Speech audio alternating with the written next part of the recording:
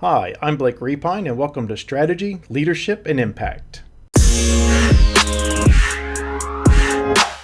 Welcome back, everybody, to the podcast. It's great to be speaking with you again. Not a lot been happening for me lately, just going kind of through the same old business as usual, which is good as well. So, working on a lot of big projects and things like that. I've been working on my second book, which again is due out probably October, November timeframe this year. Again, very excited about that. It'd be probably for a much wider audience than my previous book, which was basically focused on leadership, and this one will be focused more on individual leadership and leading yourself in order to live your best life. And then actually got me thinking about the concept for this podcast that I want to speak to you about today, and it's how to start your day the right way, or the best way to start your day in order to get the most out of it throughout the day. And it's really, this whole conversation really, it's based off my own routine and things that I use to get ready for my day. And one of the things I like to do, I'm an early riser. I'm usually up by 5 a.m. and usually by 5:30 I go and I work out. I'm an avid weightlifter. Really like being fit. I like being able to pick up heavy things. And, but that time, it's more important than just the physical aspects of it, the physical aspects of the exercise, the physical aspects of lifting the weights. It's also a time that I use to clear my head, or, if I'm stressed about something, I'll work it out during that time. Or if I really have something on my mind, I'm trying to figure out some sort of problem or whatever it might be. Usually I think about my work environment and challenges I'm having there, or ways to, again, increase efficiencies and stuff. And I actually keep what I call my good ideas. Either I have a small notebook that I'll often write down things. Actually, how I've outlined my last two books. While I've been working out, I get these ideas. I'll kind of get on some momentum built up during that workout. And as between sets, I'll actually sit down and I'll take notes around these thoughts that I'm having, or write them down. I also have a small little whiteboard and a whiteboard marker. It has ideas come up, or things I want to do that day or that week or whatever it might be, or other things I want to explore deeper. I'll write them down on that whiteboard during my workout, because it's my most productive time whenever I have my most ideas and things like that. And I used to come into these workouts and I would have these great ideas and have these thoughts and all that. But then by the time the workout was over, and by the time I'd eaten breakfast and showered and changed and gotten to the office, I'd forgot what they were, or the thought momentum was no longer there, or the momentum of thought. So that's why I started keeping the notebook handy. And I also started keeping that whiteboard handy as well, depending on what it is that I'm working on. And I found that's really good. But going a step beyond that again, the time that I spend working out, and I actually have a pretty comprehensive home gym, so I actually don't go to a gym. I'm not around a lot of people. I like working out alone. Not everybody has that luxury, but sometimes you can go to a gym, and even if it's very crowded, you can kind of put your headphones on, listen to music, listen to a podcast, listen to an audio book or something like that, and just kind of lose yourself in what you're doing, and really kind of ignore everything else going on around you to really focus on yourself. And so that's another habit I have as well. I'll listen to a podcast or I'll listen to an audiobook. It kind of depends on my mood, what I listen to. But I need that time, that alone time, that quiet time with myself to work through my things, to focus on me. And it may sound a little selfish, but hear me out on this. From 5 a.m. to 5:30 a.m. I'm getting up, I'm getting ready. From 5:30 a.m. to about 7 or so, between 6:30 and 7 a.m., I'm working out, and that's my time. That's the time I put back into myself. It's for my own fitness. It's also, which physical fitness actually leads to greater mental fitness, better mental clarity.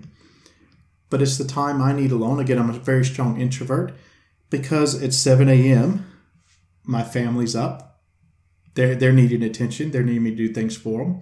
We're eating breakfast together. 7:30 a.m., between 7:30 and 8 o'clock in the morning, I'm out the door on the way to the office. Currently, my office is literally about 3 minutes away from my house, so not very far. And then as soon as I walk in the door, there's a staff member, something that requires my time, or some other matter that requires my time as soon as I get to work.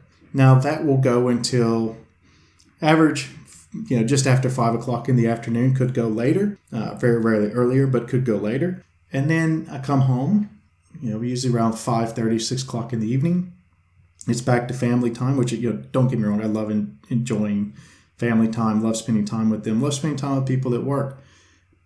But by the time I go to sleep that night, usually between 9 and 10 o'clock, I'm worn out. Being an introvert, they've sucked all this energy away from me.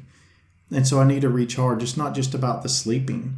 So from the time I go to sleep till I get up in the morning, of course, I'm recharging my battery as part of recovery anyway from working out. Getting proper sleep also helps mental clarity again. But I get up in the morning, I start the day off with what I need the most, and that's the quiet time. That's time to give back to me. And the reason why I'm very demanding of that time of myself is because from 7 a.m. onward, the rest of my day belongs to everybody else. And a lot of people, they actually have time, or they have a hard time carving out time for themselves, time to sit back and think about yourself, think about where you're going in your career, think about the things you want to achieve, what are your goals, actually writing those down, having those ideas and writing them down, and then using your day to action those ideas or those goals or your time. And we give so much of our time to other people sometimes we can lose sight of ourselves.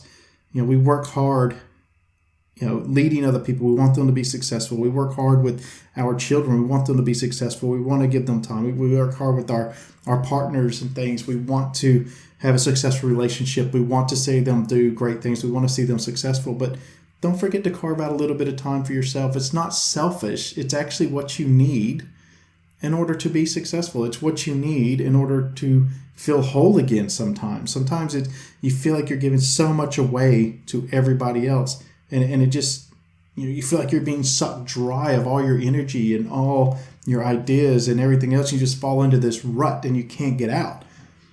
And so my challenge to you would be, find out what it is that works for you to get that time back. You might not be able to get an hour or an hour and a half or 2 hours a day.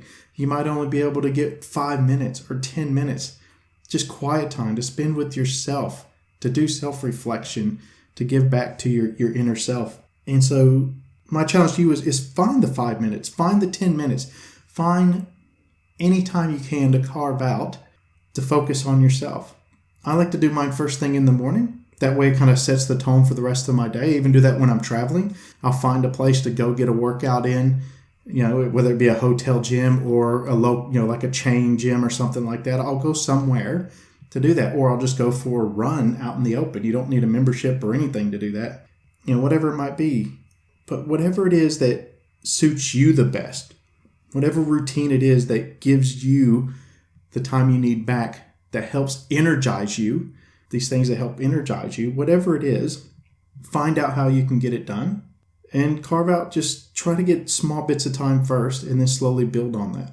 And you'll find that you actually feel a lot better during the day. You'll be able to get a lot done. If it's, time, some people want to do that in the evening before they go to bed in order to kind of clear their head before they go to sleep or whatever. That way you're not able to think about all these things while you're trying to go to sleep. That's fine too. It doesn't matter when you find the time. Just find it. That's my challenge to you.